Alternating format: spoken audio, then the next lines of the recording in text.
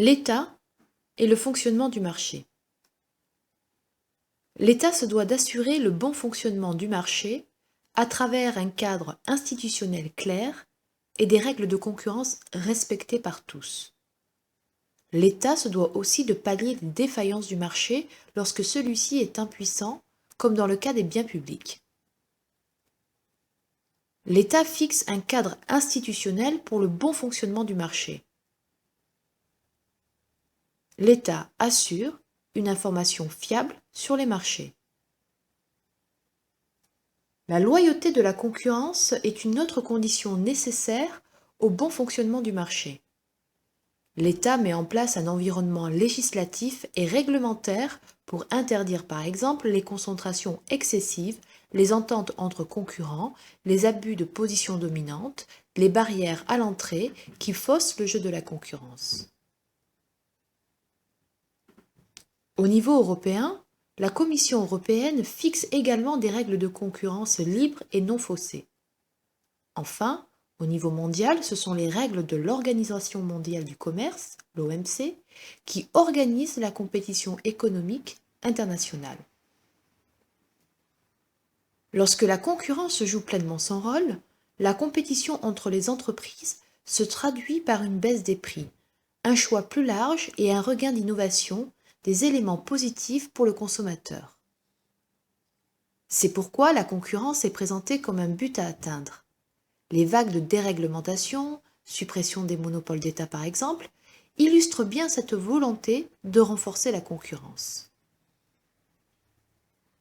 L'État contrôle le respect de la concurrence.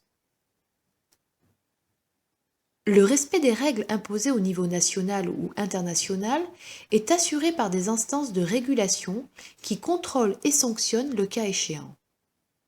En France, c'est l'autorité de la concurrence, autorité administrative indépendante, qui lutte contre les pratiques anticoncurrentielles, qui surveille les concentrations et qui inflige des pénalités pour infraction à la concurrence. L'État pallie les défaillances du marché. L'État peut se substituer au marché, le cas des biens publics. Un bien public est toujours destiné à plusieurs personnes en même temps. Il est indivisible. La consommation de ce bien par les uns ne prive pas les autres. Il est non excluable. Il est impossible d'exclure un individu de l'accès à ce bien. Exemple, la défense nationale, l'éclairage public, la signalisation routière ou encore les ponts. Le marché est défaillant lorsqu'il s'agit de produire des biens publics nécessaires à tous, du fait de la difficulté de rentabiliser les investissements et d'individualiser la consommation de ceux-ci. Comme ils échappent à la logique du marché, l'État prend en charge la production de ces biens en les finançant par l'impôt. Les caractéristiques particulières des biens publics sont exposées au phénomène du passager clandestin. Un agent économique opportuniste peut en effet profiter des services rendus par la collectivité sans participer à son financement. Pour exemple, un resquilleur du transport en commun qui ne paie pas son billet. L'État peut orienter le marché, le cas des externalités. Le passager clandestin, comme le terme l'indique, est celui qui bénéficie d'une situation favorable sans avoir à payer le prix. Par exemple, une catégorie professionnelle obtient des avantages financiers à la suite d'une manifestation.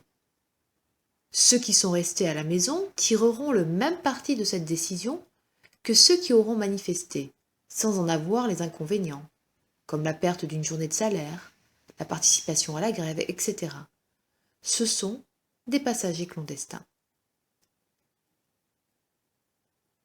On parle d'externalité lorsque les actions d'un agent économique ont un impact positif ou négatif sur le bien-être et le comportement d'autres agents et que cet impact n'est pas pris en compte dans les calculs de l'agent qui le génère.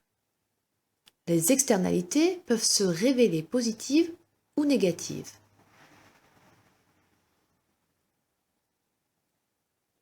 La formation dispensée par une entreprise entraînent des effets positifs sur le savoir. La compétence, le comportement des individus formés qui débordent largement du cadre de l'entreprise. A contrario, la pollution engendrée par une entreprise polluante a des effets négatifs sur l'environnement de l'entreprise. Riverains, faune, flore, eau, etc. Ces externalités non reconnues par le marché ont tendance à proliférer dans le cas des externalités négatives et à se raréfier dans le cas des externalités positives. L'État réglemente en encourageant par des subventions les externalités positives et en décourageant par des taxes les externalités négatives. Taxe carbone par exemple. L'État crée des marchés, comme celui des droits pollués, sur lequel ceux qui polluent moins que prévu revendent à ceux qui